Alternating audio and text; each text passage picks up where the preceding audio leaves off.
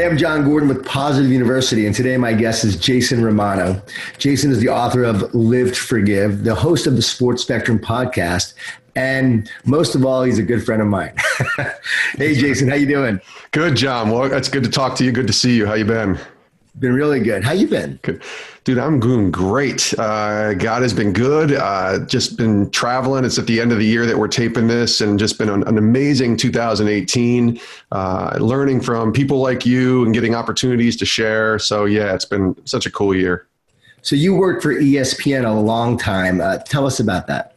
Yeah. So my dream job as a kid was to work in sports. I wasn't the best basketball player or the best baseball player, but I love sports. I was a stats nerd and I watched every single game of my favorite teams. And as I got older, I started to think about a career in broadcasting. And, in 2000, an opportunity came, an unbelievable opportunity to move to Bristol, Connecticut and to work for the worldwide leader in sports. And so I did that for 17 years. I was a producer there.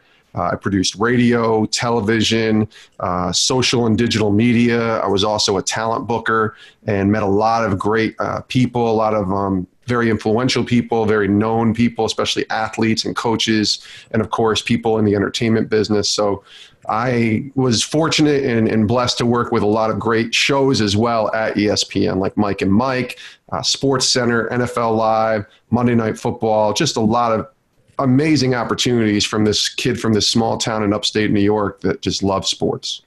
Can you share a few practical lessons you learned working there for the everyday person? Yeah, I think the biggest lesson I learned was to, the grind is real, right? And everybody says you got to grind, and you do. And I had to grind. I worked many long, late hours. But I think, number one, it was building relationships, which we talk about a lot, I think, in different circles. But for the just, regular human who's working a regular job, 9 to 5 or whatever, to me, it's about building relationships with the people that you work with. And this really didn't click for me until after my last 15 years or so. Like the last couple years, I really started to figure out that it was that model that you've written so wonderfully about in The Carpenter, the love, serve, care model.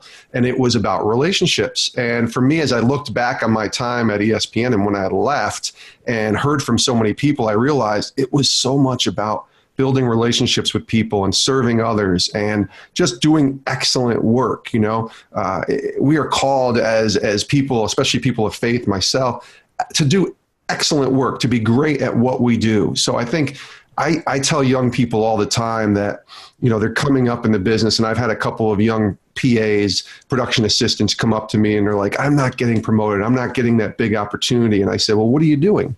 And they'd say, well, I'm running the teleprompter on the overnight ESPN news show and nobody's watching and nobody cares. And I said, well, are you the best teleprompter at ESPN? Are you? And they'd say, well, I don't know. I was like, well, you better be, because before anybody thinks about moving you to the next position or the next opportunity, you got to be great right where you are. And I saw that. And I think a lot of young people think, what's next? What's next? What's next? But they forget, be great where you are in that moment. I call it bloom where you're planted quite a bit. I think you had an email this week actually that had those exact words. And I share that a lot when I speak. Bloom where you're planted. Be great right where you are. So I think that's the biggest lesson that I learned during my time there. How did you rise up the ranks there?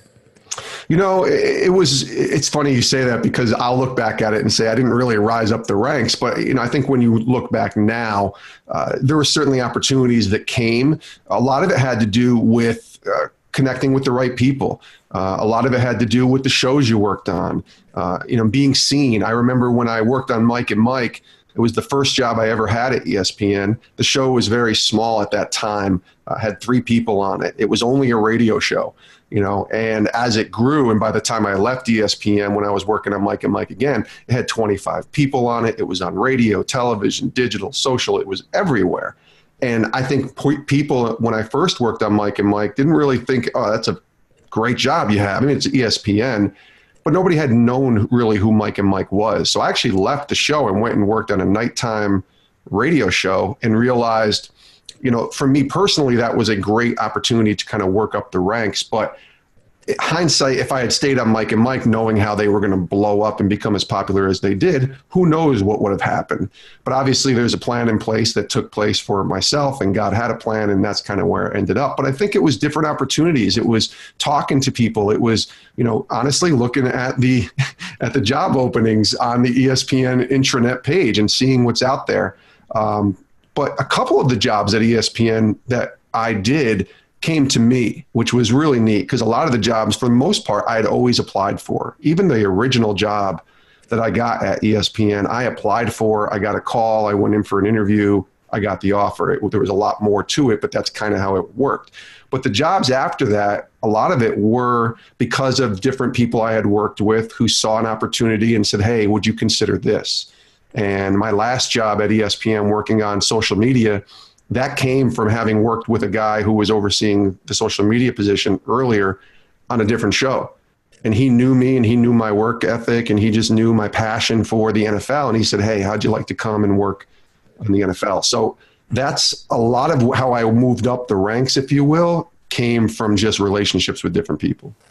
So you're an expert in social media. I know that you give advice to a lot of athletes, a lot of people. Yeah. What's one piece of advice you can give to someone about social media and how to do it right?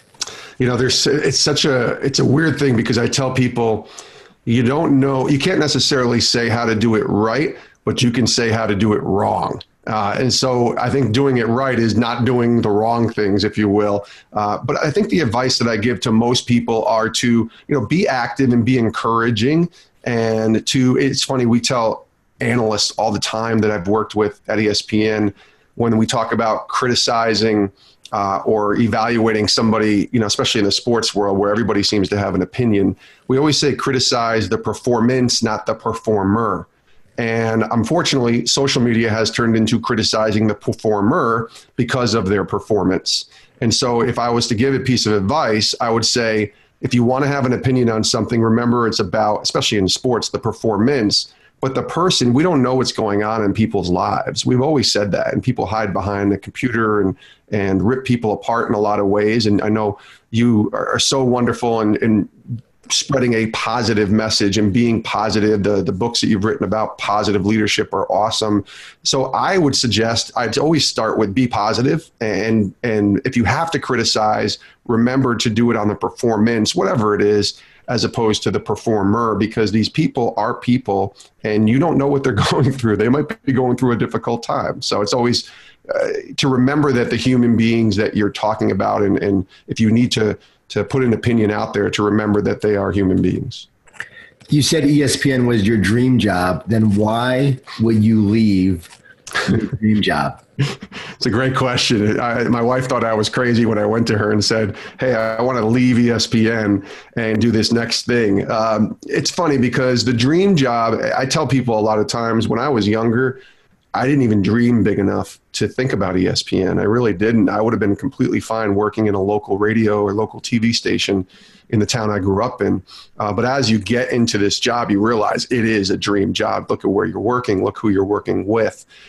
But it was about 15 years into my career at ESPN, and my faith has always been an important part of my life, John, and you know this. And my relationship with the Lord has grown and grown over these years. And for a while there, I really started to think, okay, how can I live a life of faith and still work at a place like ESPN? What does that look like?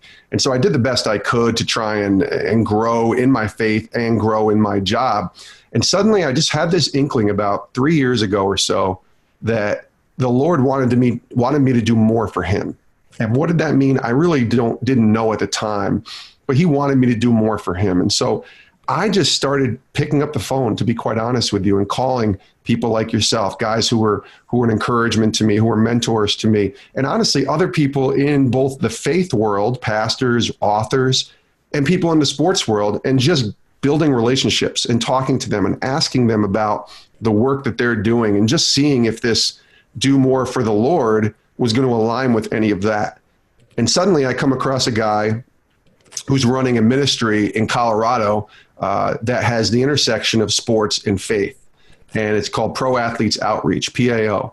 And in talking to this guy, I'm literally realizing His name is Steve Stenstrom. He's my boss now. And I'm talking to Steve and realizing that there is a world that exists that is doing sports like I was doing at ESPN, but also doing it for a greater purpose. And so that intrigued me. And so the conversation I had with Steve originally was just talking, not really looking to leave, but it just intrigued me. And then over a year or so, our conversation started to get a little more serious. And then in the fall of 2016, Pro Athletes Outreach purchased a long-time sports and faith ministry called Sports Spectrum. And that's when they called me and said, hey, we have an opportunity here. We really need to build this thing up. And we're looking for somebody just like you. Would you be interested? Is this still something that's been on your heart? And the answer immediately was, yes, it's on my heart.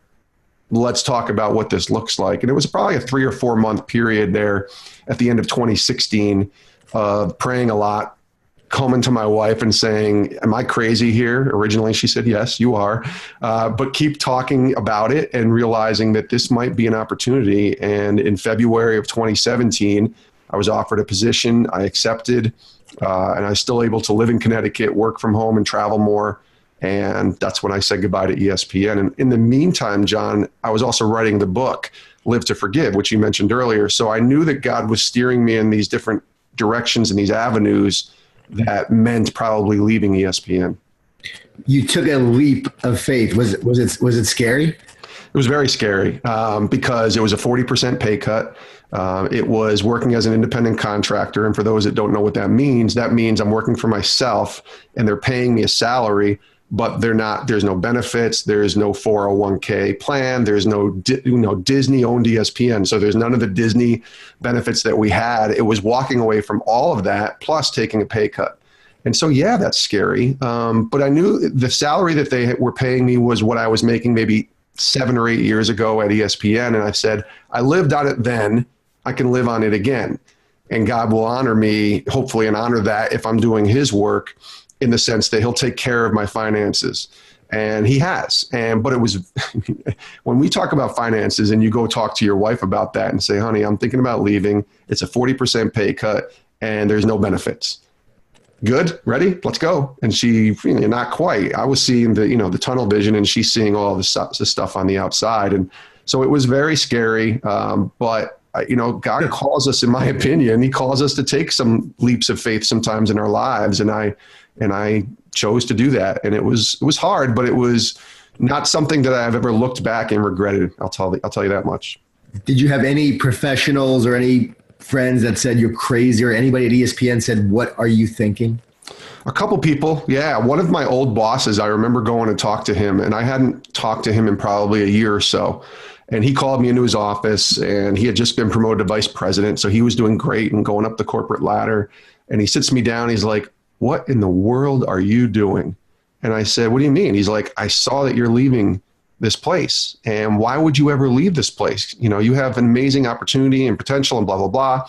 And I said, Mike is his name. I said, Mike, I just know it's time. And I know it's I feel like I've reached the ceiling, if you will, of where I can go at ESPN. And it was time for a change. And he just kept saying, no, you can come work with me. You can find a new ceiling. And I said, no, I really feel like this is God's way of saying it's time to go and it's time to start again. And so he was really the only one. There was others who were kind of like, you're a little crazy here leaving your dream job, aren't you? But it's weird because since I've left, opportunities that I could have never gotten or even thought I'd ever have during my time at ESPN have opened up. And so it was pretty much a confirmation fairly quickly within 5 to 6 months, knowing that this was clearly the right move. But he was the only one. And I would just remember him and thinking, yeah, maybe you're right, but I got to still do it. And if I'm wrong on this, it'll be clear that I'm wrong. And hopefully I've built up enough relationships where I'm still living in Connecticut and we can always make a call and see if that's another opportunity. Are you glad you did it now? Yes, I am. It'll almost be 2 years now since the time we've talked about this. And between the book and the opportunities to interview athletes, I was always a producer, behind the scenes guy. So now interviewing athletes and talking to them about sports and faith, and not just athletes, but people anywhere that connects in the sports and faith world. We had you on our podcast as well, Jon, and just talking to different people. I love it. I really do. And I'm just so grateful that I have this opportunity to live this new dream job, if you will, that I'm doing right now. And God is, like I said, finance-wise and all that other stuff, God has taken care of that. We haven't had one single worry or care or issue come about because of leaving ESPN. And it's ironic you say this, Jon, because literally 3 days before we're taping this, 3 days ago, I went back to ESPN for the very first time since I walked out of that building in May of 2017, or February of 2017. And it was weird. It was really weird to go back to that place that I hadn't been in almost 2 years as a visitor. And, security was like, who are you and where are you going? And it was very weird for me to walk back into that place. But it's funny, I walked out of it and I'm like, I don't miss it at all. I really don't. I miss the people, but I don't miss the job.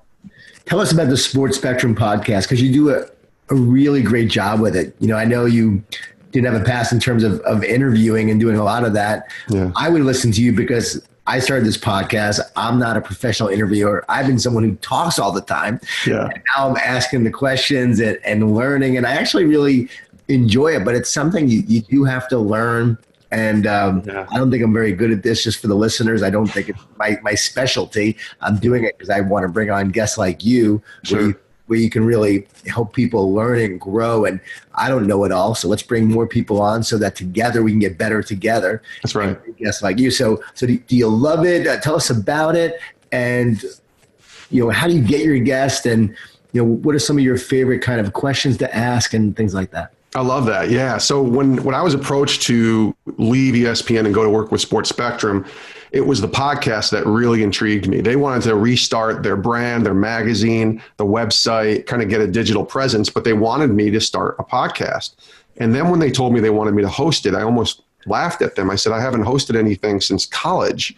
I said, so are you sure you want me to do it? And they said, well, you've interviewed people your whole career at ESPN. You've just done it as a producer. You haven't done it on air. And I know you've been doing some speaking and you've learned from the best interviewers there is in sports, guys like Bob Lee and Chris Berman and Mike Greenberg. And so you know how to ask questions. So why don't you try it? And it is literally just me. I don't have a staff of 10 or even 2. It's me. So I had to learn how to produce a podcast. I've produced audio and radio for years, but it's different. I had to learn how to edit on my laptop that I'm talking to you on right now. The booking of the guests, that came normal. That was easy in my eyes because I've done that for years. The interviewing of the guests was something that was really interesting to me. And I still don't think I'm very good at it either, to be quite honest with you, Jon, but it's something now that, I can look back at almost 2 years later and say, yeah, I'm much better than I was 2 years ago interviewing people. But I remember in the beginning, I was very nervous and didn't know if I could carry a conversation without a lot of prep. And I do my podcast, and I'm showing you for those that are listening, this is my podcast prep. So I prep for every single guest. I put 10 or 12 questions that I want to ask. I got background on them. But my favorite interviews are the ones where I don't even have to look at the prep because we're just going and we're talking and we're having conversation. And that's the fun part about podcasts. And they can be as long as an hour. They can be as short as 20 minutes, 15 minutes. But we got kind of the free reign to go wherever we want to go. You asked me about questions. The common denominator in every interview is sports and faith. That's the intersection. So every guest we have on, we're going to ask them about their faith and sports. There's going to be some kind of intersection there. And the faith aspect I really like because a lot of, especially the athletes that we talk to, they don't ever get to talk about their faith. They're constantly asked by people at ESPN and Fox and others about their career, about their work on the field, about how many yards they've gained, or about what it was like to win a Super Bowl. And listen, I ask those questions too, because I'm a sports fan, but I get to ask questions that a lot of people won't or don't ask. And that's, tell me about your faith. And it's the most important thing to these people, Jon, in their lives is their faith, and nobody ever asks them about it. So I'm grateful that we get to talk about those things. And I like to say, bring the name of Jesus back into the conversation. We're not forcing faith on anyone, but we like to talk about matters of faith and what's most important to a lot of these athletes we have on. So I love it. I really get excited. I'm talking to you. I'm excited about it because I really, truly, genuinely love interviewing people now. And like you said, learning about other people's journeys and learning and growing together. And our podcast has now gone to almost a daily podcast with new content 4 days a week. And it's been amazing. It's been so much fun. And I'm just so blessed to be able to be a part of it. Tell us about Live to Forgive, and why did you write that book? Yeah, so Live to Forgive is something completely different from anything I've ever gotten involved in. And it's the first book I've ever written, and it's something that I never wanted to write. It's not, I never aspired to be an author. I never aspired to be someone who would tell the story of my relationship with my alcoholic father, but that's what this book is about. It's about my journey with my dad, a very broken journey for many years, and coming to the point where I finally was able to forgive him for the hurt that he had caused myself, my family, and so many other people because of his addiction to alcohol. And then eventually he suffered with depression and just got really spiraled down a bad place. And as I began to grow in my platform and even get more involved in my church, Jon, I got opportunities to speak and to preach and share a little bit. And I started sharing a little bit and being more open about my story with my dad. And forgiveness certainly is a consistent theme in the Bible and in churches. I mean, it's the essence of what being a Christian is about, is forgiveness. And as I started sharing my story, I saw more people come up to me and say, you just told my story, or I'm going through the same thing that you just mentioned, whether it's with a parent or with a friend or with a relationship of a different sort. But you just basically told my story. And the more I told the story, the more I heard that, the more I realized, all right, I got to continue to tell this story to as many people as I can. But I still wasn't thinking book. That was just not on my mind. And then I crossed paths with an author, a buddy of mine named Caleb Kaltenbach out of California. And Caleb had just written his first book called Messy Grace, really good book. And we were just talking, and he was asking me about what I had done. And I told him I had just shared at church about my dad and forgiveness. And he's like, you need to write a book on that. And I said, no, I don't. I'm good. I'm fine. Thank you. I'll continue to talk about it. And he said, no, you don't understand. A book would be amazing. It could be such a great resource to help others. And I asked him, okay, how does that work? Because I've never written a book in my life. And so he told me the process of how he wrote his book. And this was at the time, I think, when you and I were just starting to talk a little bit. So I was asking you about how you wrote your book and really reaching out to people who've written books, anybody I knew, and just said, how did you get your book written? How did you get it published? What does that look like? Do you do a manuscript? How does that all work? And so over the next few months, I really kind of just sat and learned and listened to people about how to write a book, and was ready to kind of dive into this idea of forgiveness and my dad. And so wrote a couple chapters and got connected with a publisher in Charlotte, North Carolina, Core Media. And they looked at the idea, looked at the manuscript. We had a conversation and they wanted to buy in. And it was before I even had to shop it around or do any of the things that that authors have to do. I didn't have to go through that with my first book. So I'm grateful to Core for loving, or buying into my story and loving the idea of what we were trying to write here and trying to convey, which is forgiveness, and that forgiveness is available and should be exuded to every single person. And that's a very hard thing for a lot of people to believe or to buy into. But the more I've done my research and the more I've done my writing and and talking to other people, I think forgiveness is something that we all struggle with, but something that we all need to really enter to a place to in order for healing to begin. Totally. What did your dad think of the book when he read it? It's funny, before you even get to that part, I'll just say my dad, I wasn't going to write this book without my dad's permission because I was going to air out in many ways the dirty laundry that both of us walked through for so many years. And my dad and I, just spoiler alert, are reconciled. So we have a better relationship now after I was able to forgive him. So I was able to go to him and say, listen, I want to write this book. And my dad said something that really blew me away. He said, Jon, he said, if you want to write this book, do it. If it can help one person, you need to go forward with this, and I'll support anything you write. If it's bad about me, that's okay, but you need to write this book. And then when he read it, he was, I think, surprised and had a different form of empathy for me than I think he'd ever had before. I know he loved his son, and certainly I love my dad, but I don't think he ever saw what I was going through during those years. And I wrote about it. So he read all about some of the memories and the different things that I'd gone through, the feelings, the issues, the emotions. And when he was going through his thing, he never really saw the hurt that he was conveying. He just saw his mess of a life happening. And in many ways, that was what it was like for me. I just saw a guy who couldn't get it together, and all he was doing was impacting me. I never saw it from his point of view. So he loved the book. He said he's read it 3 times, which doesn't surprise me. And he's given it out and handing it out to as many people as possible, which surprises me because basically what he's saying is, hey, take a look at all the crappy things I did during my life. But he knows, again, that if it can help someone, he wants them to read it. And it's been a real positive reaction from him. I'm very happy for that. How is your relationship now? It's good. It's I call it repair mode. It's always going to be that way. I think it's never going to be the perfect father-son relationship or even a parent, child relationship. I have a different relationship with my daughter than I'll ever have with my dad. But we're talking and it's good and there's no animosity. There's no bitterness anymore. That's gone. That's been freed. That's been freed for 5 years or so now.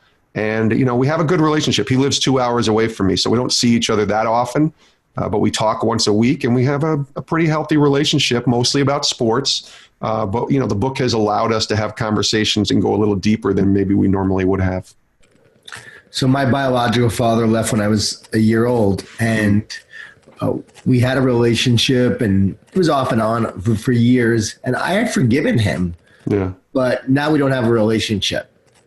Is that okay? I mean, I have forgiven him. Yeah. We just don't have a relationship because I realize that he's not someone I want to spend time with, and he's not someone I like. My last name is Gordon. My brother's name is Gordon. That's our mom's maiden name. We carried on our mom's maiden name. So is it okay to forgive someone and not have a relationship with them? I think a lot of people have experienced this. That's why I'm asking, because it's not just about me, but so many forgive, but then they say, do I still have to allow myself to go through the pain that this person brings right now?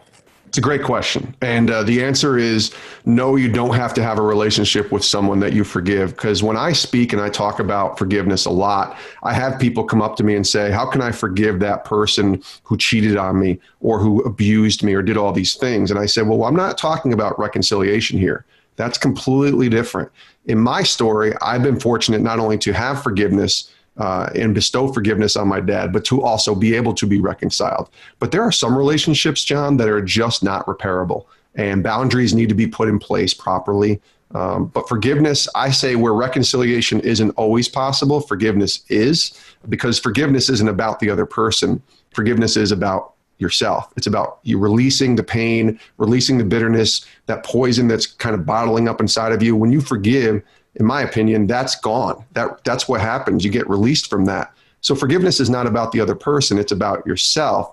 And so that doesn't mean that if you forgive someone that you have to be best friends with that person. In fact, I had to come to a point with my dad where I had to forgive him whether he was going to stop drinking, whether he was going to, quote unquote, get better.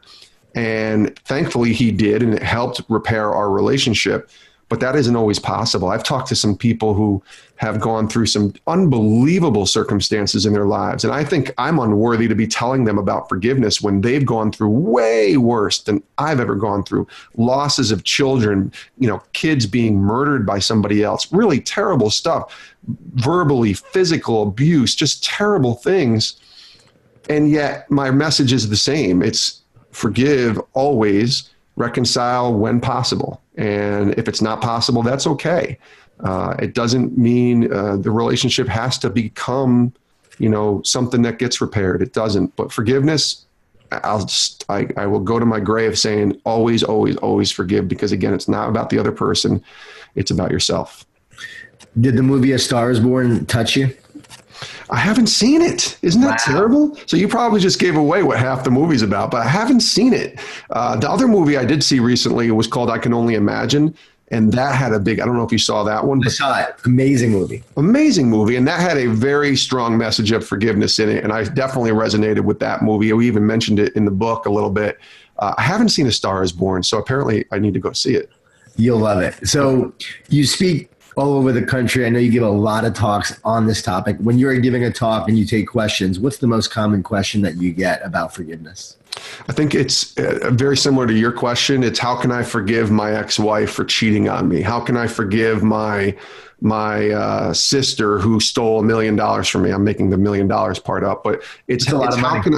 It's a lot of money. We'll say $10,000 to be more realistic, but it's how can I forgive someone who has done these terrible things to me?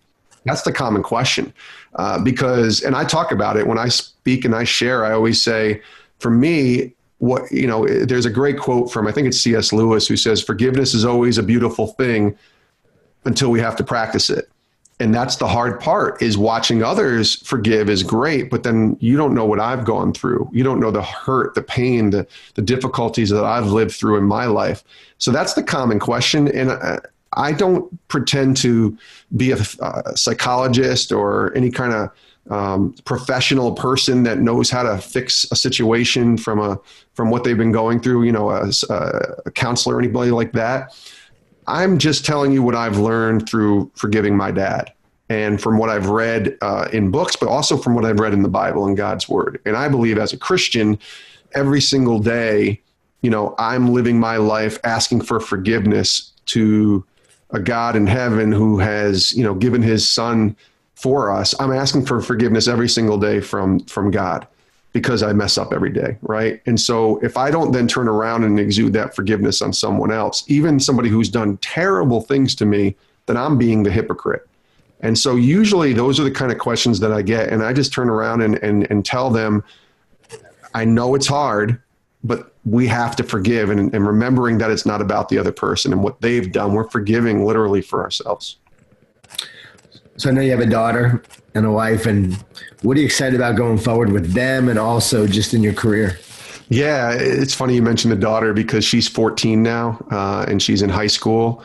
And I know you have a daughter who's, I believe, in college, right? She's 20. 20. So I need to get with you offline and ask what was 14 and 15 like, because it's hard. It's very hard. It's very much a time of independence for her, a time to want to do her own thing, a time to want to spend time with not all the friends that she grew up with, or the church friends or the good friends that I know about. Like, she wants to branch off and experience life.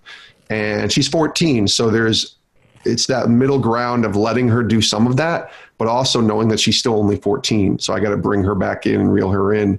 And it's loving her, even though I'm right now the most embarrassing person in her life, not the greatest person in her life, which 5 years ago I was her hero. Now I'm probably just the guy who's embarrassing her a little too much when I'm around her friends. So that balance is something that I'm trying to figure out. I'm excited about, because I know it gets better. I know when they get 18 and 19 and 20 that they come back. Tell me that's true, John. Oh, definitely. Okay. My daughter thinks I'm great again. That's good. For a while, she didn't, just like, yeah. But there are still those moments now. She's 20. She's like, what were you thinking, Dad? Why did you post that on social media? Take that down now. That picture is horrible. That video, Dad, what are you even thinking with that video? What is up with that tweet? But she cares about it enough to tell you, which is a good thing. Right now, my daughter could care less about anything I'm posting. Just don't embarrass her. I'll be working for my daughter one day. I know that. Absolutely. No, I think the other thing I'm excited about too is this whole book world and the speaking world that has, it's really in its infancy for me, and I'm still learning about it, and balancing, promoting yourself too much versus letting people know, hey, you're available to speak, and not because I'm just trying to, make a buck here or there. It's literally because I want to help people and I want to serve people. And so the next book, which we are working on right now, literally, this is the first time I've ever talked about it to anybody, but we're working on a second book, and it's going to probably be somewhere along the lines of the leadership lessons that I learned from my time at ESPN. And so I'm really excited to kind of dive into something a little different than, and not as heavy, if you will, as Live to Forgive was. And who knows where it'll be in 2 or 3 years, but I just am excited to tell stories and to help people, and honestly share a lot of the lessons that I've learned from you and from people like you who've written these amazing leadership books, and be able to kind of take my own twist on it, my own stories that I've experienced over the years, and share with others. So really exciting times. I love it. How can people find out about you, Jason, also to hear about your speaking engagements and where they can come see you speak? Yeah. So my website, jasonromano.com, is just my name, has the speaking and has information about the book and certainly some of the blogs that I've written in the past, and also some information about Sports Spectrum. And then my social media pages, certainly Twitter and Instagram are probably where I'm active most. But I'm on there a lot. And so people, it won't be hard to find me. And if they have any questions or inquiries or anything like that, they can just reach me directly. I leave my DMs open in Twitter. And if anybody wants to reach out to me, I'm available. So yeah, over on social media, it's just at Jason Romano. Don't you do some social media courses as well? I do, yeah. So it's one thing, I've been doing these webinars on different topics, social media. I'm actually doing one tonight as we speak, on this day as we're taping, on writing my first book and what I learned about writing my first book. So I've been doing these webinars, and I get to teach a lot I got to teach at the New York Giants this year about social media with the NFL. I've worked with the NFL's broadcasting boot camp, and I've done some consulting on the side with different, places like that. So yeah, that's been a really neat thing too. And if anybody's looking for social media consulting, which we all need, I guess, right? Certainly let me know. I'd love to work with you and partner with you on whatever you're thinking. One final question. Someone's thinking about leaving their job and they don't know if they should stay or go. Should I stay or should I go? How do they know when to take the leap like you did, or should they stay? How do they make that decision?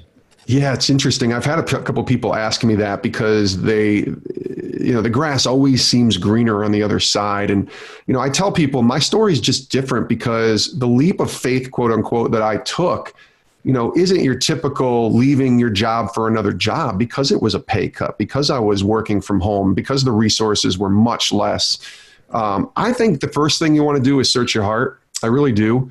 In fact, somebody reached out to me a couple days ago and said they had two opportunities at big companies to take, and one was less money and they needed the money. So they were thinking about taking the other job. And I said to them, well, what is your passion? What are you more passionate about?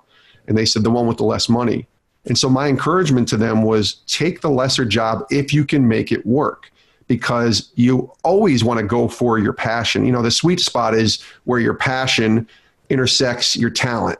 And she obviously has a talent because she's gotten these two jobs. And I said, well, go where you're passionate.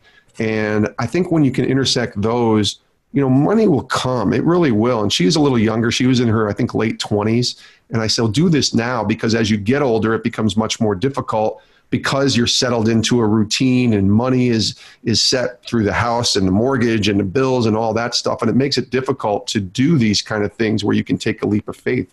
But I always say, follow your passion and follow your heart. The Lord was clearly impressing on my heart that he wanted me to do more for him. So I was following my heart by leaving ESPN, which is weird because I love sports and I loved my job. And when I left it, I wasn't leaving it because I hated my job and wanted a different job. I was leaving it with the last year of my time at ESPN was the most fun I've ever had at my job. So I was leaving it when I was still enjoying my work there. So I think follow your heart and find your passion, really. I mean, that's hard for a lot of people because they got to pay the bills too. But if you can find your passion, man, I can't, I know you do it. I do it. We live in our worlds of working in something that we're extremely passionate about. And you can say it too. It's a blessing, and it just makes every day so much easier to wake up and just smile and go to work. And you also feel like there's no separation. For me, my work and my life is one and the same. I know they say you shouldn't say that, but it really is, because this is who I am. This is what I do. You probably feel the same way now. I mean, this is like your life. You're writing books, you're speaking, you're doing the podcast. So Jason Romano is now, both the personal Jason Romano and also the professional Jason Romano. It's so true. And I think when I was at ESPN, I had an identity crisis like a lot of us do when we're so caught up in our jobs, that I was the ESPN guy. And then when I went home, I was the dad and the husband. And then when I went to church on Sunday, I was the Christian. And so I had this sort of separate worlds. And now it's really all encompassing. My identity is not found in my job or what I do. It's found in who I am, and I'm a Christian. I'm a child of God. That's who my identity is, where my identity is found. And through that, I always tell people, instead of Jesus or God being a piece of my life, he's the centerpiece of my life. And so I take that with me everywhere I go, when I'm home with my daughter, with my wife, when I'm out, when I'm at church, and when I'm working.